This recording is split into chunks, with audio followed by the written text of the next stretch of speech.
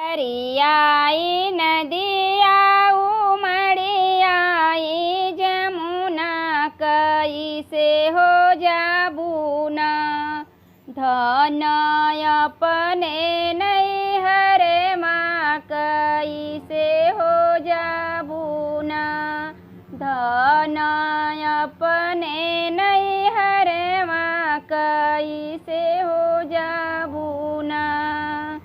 चंदन कटी स्वामी नैया बनवई बै चली हो जाबैना स्वामी अपने नैहर माँ चली हो जाबैना स्वामी अपने नैहर माँ चली हो जाबैना।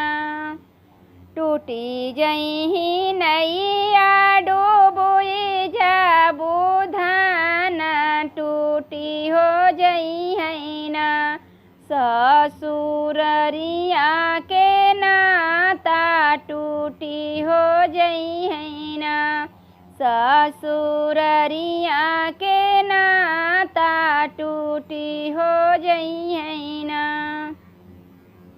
टूटी जही नैया डूबुई जाबै स्वामी जुड़ी हो जई हैना ससुररिया के नाता जुड़ी हो जई हैना।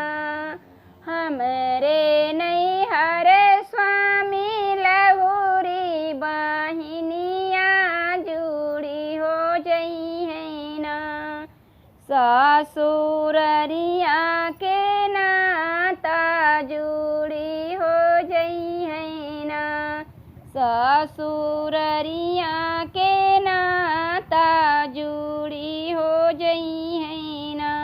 भरियाई गंगा उमड़ी आई जमुना कैसे हो जाबूना धन अपने नैहर माँ कैसे जाबूना धन अपने